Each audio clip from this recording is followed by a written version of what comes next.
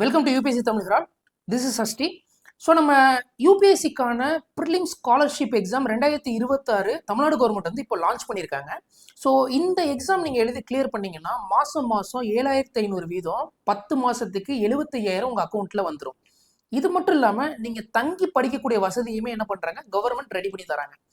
போன வருஷம் இது நான் முதல்வன் அப்படின்னு இருந்தது. இந்த வருஷம் அதை தமிழ்நாடு ஸ்கில் டெவலப்மெண்ட் கார்பரேஷன் அப்படின்னு இந்த விஷயத்தை வந்து மாற்றிருக்காங்க. அதுக்கு கீழே இந்த எக்ஸாம்ஸ் வந்து எடுத்துகிட்டு வந்திருக்காங்க.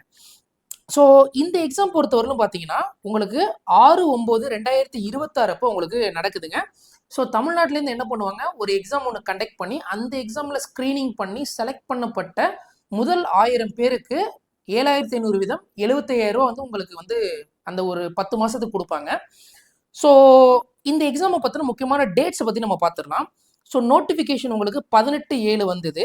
ஸோ அப்பையிலேருந்து நீங்கள் என்ன பண்ணலாம், நீங்கள் ஆன்லைனில் நீங்கள் அப்ளை பண்ண ஆரம்பிச்சிருக்கலாம். லாஸ்ட் டேட் எப்போ அப்ளிகேஷன் சப்மிட் பண்ணணும்னா 3/8/2026 அதுக்குள்ளே நீங்கள் வந்து அப்ளிகேஷன் சப்மிட் பண்ணிடணும். கூடுமான அளவு நீங்கள் வந்து 2ஆம் தேதிக்குள்ளே நீங்கள் பண்ணுறது அட்வைசபிள். பிகாஸ் 3ஆம் தேதி சர்வர் பிஸி ஆகிடும். ஸோ அது ஒன்று பார்த்துக்கோங்க. அதே மாதிரி ஹால் டிக்கெட் இஷ்யூன்ஸ் அப்படின்னு நீங்கள் பார்த்தீங்கன்னா ஆகஸ்ட் மாதம் 3வது வாரத்தில் உங்களுக்கு ஹால் டிக்கெட் உங்களுக்கு இஷ்யூ பண்ண ஆரம்பிச்சிருவாங்க. ஸோ எக்ஸாம் எப்போ கண்டக்ட் ஆகும்னா உங்களுக்கு ஹால் டிக்கெட்லேயே உங்களுக்கு கொடுத்துருவாங்க எங்கே வென்யூ அப்படின்னு. அங்கே போய் நீங்கள் எக்ஸாம் எழுதணும். ஸோ 6/9/2026 எக்ஸாம் நடக்குது.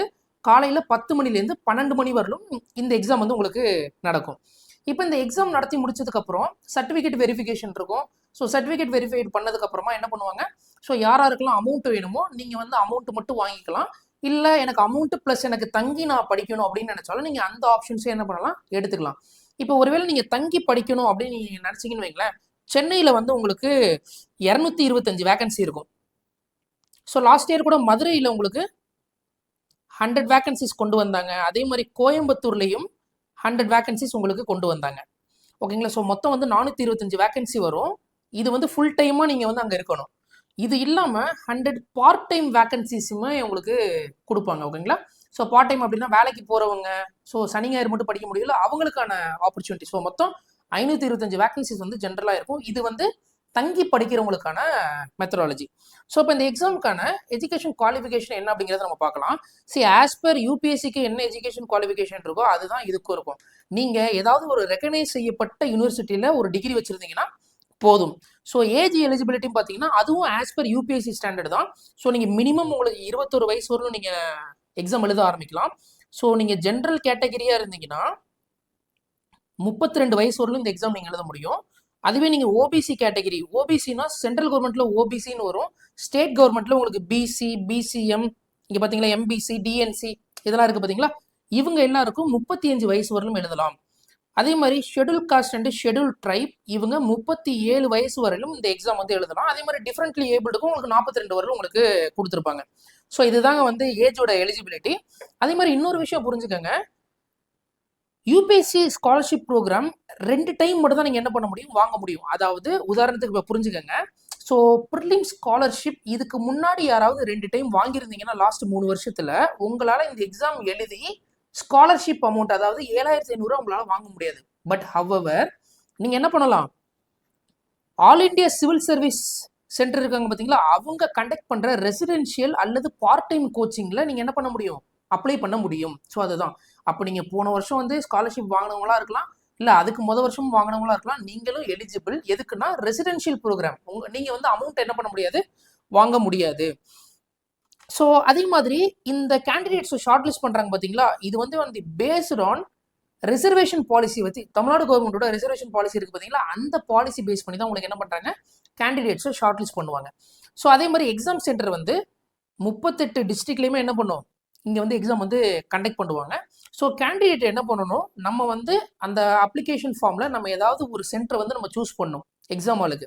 ஸோ அதை வந்து அவங்க என்ன பண்ணுவாங்க, ஹால் டிக்கெட்டில் வரப்போ நமக்கு வென்யூ ஆஃப் தி சென்டராக நமக்கு போட்டு நமக்கு கொடுப்பாங்க. நம்ம அங்கே போய் எழுதுனா என்னது போதுமானது.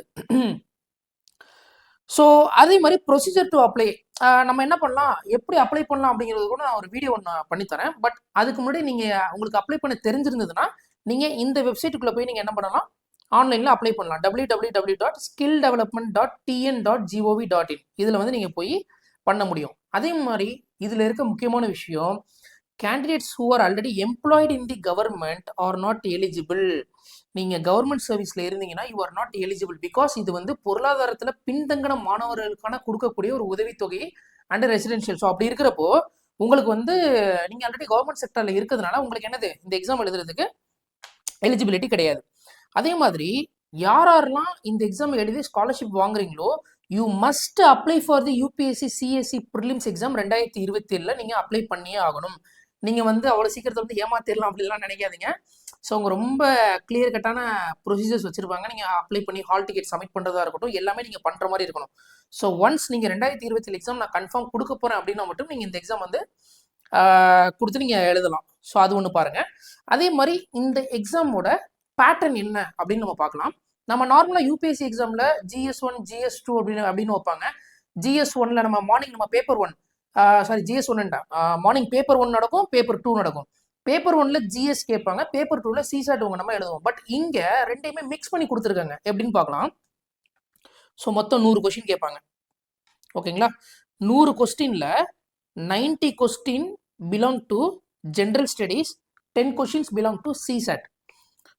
அதே மாதிரி ஒரு கொஸ்டினுக்கும் 2 மார்க். ஸோ மொத்தம் 200 மார்க்கு 2 மணி நேரத்தில் உங்களுக்கு எக்ஸாம் நடக்கும். அதே மாதிரி ஆஸ் பர் யூபிஎஸ்சி தான் 1/3 என்னது உங்களுக்கு நெகட்டிவ் மார்க். ஸோ 2 மார்க்குக்கு எழுதுறீங்கன்னா அதில் 1/3 வந்து என்ன பண்ணிடுவாங்க, உங்களுக்கு எடுத்துருவாங்க. இப்போ உதாரணத்துக்கு சொல்லணும்னா நீங்கள் வந்து 3 கொஸ்டின் தப்பாக போட்டிங்கன்னா உங்களுக்கு 2 மார்க் மைனஸ் ஆகும். இதுதான் வந்து கண்டிஷன். அப்புறம் இன்னொரு முக்கியமான விஷயம், questions will be in English only. இங்கிலீஷில் மட்டும்தான் இருக்கும். இந்த எக்ஸாம் தமிழ்லையுமே இருக்காது. பிகாஸ் யூபிஎஸ்சியில் உங்களுக்கு போத் இங்கிலீஷ் அண்ட் ஹிந்தியில் இருக்கும். பட் இங்கே ஹிந்தியை வந்து உங்களுக்கு கட் பண்ணியிருக்காங்க.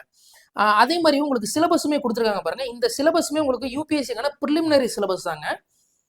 So current events of the national and international importance. So நீங்கள் நியூஸ் பேப்பர் படிச்சிங்கன்னா இந்த ஏரியா வந்து கவர் பண்ணலாம். History of India and Indian national movement, அதே மாதிரி Indian and world geography. So அதே மாதிரி அதில் வேர்ல்டு ஜியோகிரஃபியில் இருக்கிற physical, social, economic geography. So ஒன்றும் இல்லைங்க, இதுக்கான சோர்ஸ் என்ன அப்படிங்கிறத நான் அடுத்த வீடியோவில் நான் உங்களுக்கு டீட்டெயிலாக சொல்கிறேன். இதை எங்கெங்க இருந்தாலும் படிக்கலாம் அப்படிங்கிறத. பட் என்னென்ன சப்ஜெக்ட்ஸ் இருக்குது அப்படிங்கிறத நம்ம தெரிஞ்சுக்கலாம். அடுத்து பாருங்க, இந்தியன் பாலிட்டி அண்ட் கவர்னன்ஸ் கொடுத்துருக்காங்க, எக்கனாமி கொடுத்துருக்காங்க. எக்கனாமிக் அண்ட் சோஷியல் டெவலப்மெண்ட் அப்படின்னு கொடுத்துருக்காங்க. அடுத்து வந்து பாருங்க, ஜென்ரல் இஷ்யூஸ், அதான் environment and ecology, biodiversity and climate change. So environment என்ன பண்ணிருக்காங்க கொடுத்துருக்காங்க, அண்ட் ஜென்ரல் சயின்ஸையும் உங்களுக்கு கொடுத்துருக்காங்க. இதுலேருந்து மொத்தமாக உங்களுக்கு கேட்கப்படக்கூடிய கொஷின்ஸ் 90 கொஷின்ஸ் உங்களுக்கு வரும். இது இல்லாமல் CSATல பார்த்தீங்கன்னா உங்களுக்கு லாஜிக்கல் ரீசனிங், அனாலிட்டிக்கல் எபிலிட்டி, அதே மாதிரி ஜென்ரல் மென்டல் எபிலிட்டி, பேசிக் நியூமரசி, டேட்டா இன்டர்பிரிட்டேஷன்லேருந்து மொத்தமாக உங்களுக்கு 10 கொஷின்ஸ் வந்து உங்களுக்கு ஜென்ரலாக வரும். அப்போ வந்து இந்த CSATல 10 தான் இருக்குது, GSல 90 இருக்குது. அப்போ நான் எப்படி வந்து இதை டைம் மேனேஜ் பண்ணுறது அப்படிங்கிறத நம்ம நெக்ஸ்ட் வீடியோவில் நம்ம பார்க்கலாம். So stay tuned. அதே மாதிரி நம்ம முன்னாடியே நம்ம சொன்னது மாதிரி தான் இதில் வந்து உங்களுக்கு பார்ட் டைம், ஃபுல் டைம்னு 2 கேட்டகரியாக உங்களுக்கு பிரிச்சிருக்காங்க. இங்கே பாருங்கள், ஃபுல் டைம் ரெசிடென்ஷியல் ப்ரோக்ராம் நீங்கள் எடுத்தீங்கன்னா உங்களுக்கு கிளாஸஸ் வந்து காலையில் 10 மணிலேருந்து 5 மணி வரலும் டெய்லியும் இருக்குங்க. அதுவே நீங்கள் பார்ட் டைம் ப்ரோக்ராம் நீங்கள் எடுத்தீங்கன்னா உங்களுக்கு கிளாஸ் வந்து வீக் டேல, அதாவது மண்டே டு ஃப்ரைடே உங்களுக்கு வந்து சாயங்காலம் 6 to 8 இருக்கும். அதே மாதிரி சாட்டர்டே சண்டே 10:30லேருந்து 5:30 வரலும் இருக்கும். உங்களுக்கு அவங்க ப்ரோக்ராம் வச்சு உங்களுக்கு ட்ரெயின் பண்ணுவாங்க. ஸோ இதில் வந்து உங்களுக்கு மெயின்ஸ் பற்றியுமே உங்களுக்கு சொல்லுவாங்க, எப்படி எழுதணும், என்ன ஏதுன்னு எல்லாமே இருக்கும். ஒரு ஒரு காம்ப்ரிஹென்சிவான ஒரு ப்ரோக்ராம், நல்ல ப்ரோக்ராம். யூஸ் பண்ணுங்க, யூட்டிலைஸ் பண்ணுங்க இந்த ஆப்பர்ச்சுனிட்டியை. ஸோ அதே மாதிரி ஹாஸ்டல் ஃபெசிலிட்டி நம்ம சொன்னோம் பார்த்தீங்களா, இது இந்த ஹாஸ்டல் ஃபெசிலிட்டி அப்படிங்கிறது ஃபார் ஃபுல் டைம் பீப்புள் இருக்காங்களா அவங்களுக்கு தான் வந்து இதை பற்றின ஃபுல்லாக வந்து கொடுத்துருக்காங்க. ஸோ இதை பற்றி மேலும் உங்களுக்கு ஏதாவது ஒரு கொரீஸ் இருந்ததுன்னா நீங்கள் என்ன பண்ணலாம், இந்த நம்பரை நீங்கள் ஃபோக்கஸ் பண்ணி கால் பண்ணி நீங்கள் கேட்டுக்கலாம். உங்களோட டவுட்ஸ் இருந்ததுன்னா நீங்கள் கிளியர் பண்ணிக்கலாம். ஓகேங்களா? ஸோ அண்ட் ஃபைனலாக நான் ஒரு விஷயம் சொல்கிறேன், மைண்டில் வச்சுக்கோங்க. எந்த கவர்மெண்ட்டும் செய்யாத சில விஷயத்த நம்ம தமிழ்நாடு கவர்மெண்ட் வந்து ஒவ்வொரு வருஷமும் செஞ்சுக்கிட்டு இருக்காங்க. அது ஆட்சி மாறினாலும் சரி, இந்த விஷயம் தொடர்ந்து கண்டினியூ ஆகிட்டு தான் இருக்குது. இது ஏன் கொடுக்குறாங்கன்னா, யூபிஎஸ்சி நம்மலாம் வந்து டிகிரி முடிச்சுட்டு வந்ததுக்கப்புறம் ஜாப் இல்லாமல் இருக்கிறப்போ ஃபினான்ஷியலாக ஸ்ட்ரகிள் ஆகும். ஸோ அந்த ஃபினான்ஷியல் பேர்டனை கவர்மெண்ட்டே என்ன பண்ணுறாங்க, அவங்க ஷோல்டரில் தூக்கி வச்சு ரன் பண்ணிக்கிட்டு இருக்காங்க. ஸோ இப்போ நீங்கள் யூபிஎஸ்சியில் வந்து நம்ம ப்ரிலிம்ஸ் படிக்கிறதுக்கே ஒரு அமௌண்ட் தராங்க. திருப்பி நீங்கள் மெயின்ஸ் வந்து நீங்கள் ப்ரிலிம்ஸ் கிளியர் பண்ணிட்டீங்கன்னா அதுக்கப்புறமும் உங்களுக்கு அகாமடேஷன் கொடுத்து, உங்களுக்கு அமௌண்ட் கொடுத்து உங்களை படிக்க வைப்பாங்க. இன்டர்வியூ நீங்கள் போனீங்கனாலும் என்ன பண்ணுறாங்க, கவர்மெண்ட்டே பார்த்துக்கிறாங்க. ஸோ இந்த யூபிஎஸ்சி எக்ஸாம்ஸை பொறுத்தவரை நம்ம தமிழ்நாடு கவர்மெண்ட்டே என்ன பண்ணுறாங்க, ஃபுல்லாகவே வந்து அவங்களோட ஷோல்டரில் பேர்டன் எடுத்துக்கிறாங்க. பட் நம்மளோட வேலை என்னன்னா, படிக்கிறது மட்டும் தான் நம்மளோட வேலையாக இருக்கணும். ஸோ அதனால் இந்த ஸ்கீமை தயவு செஞ்சு சொல்கிறேன், எல்லாருமே எழுதி இந்த ஆப்பர்ச்சுனிட்டி, கோல்டன் ஆப்பர்ச்சுனிட்டி யூஸ் பண்ணுங்கள். So thank you so much guys. Next வீடியோவில் நம்ம என்ன பார்க்கலாம்னா இந்த எக்ஸாமுக்கு எப்படி நம்ம ப்ரிப்பேர் பண்ணலாம் அப்படிங்கிற அந்த வீடியோ நம்ம பார்க்கலாம். Thank you so much.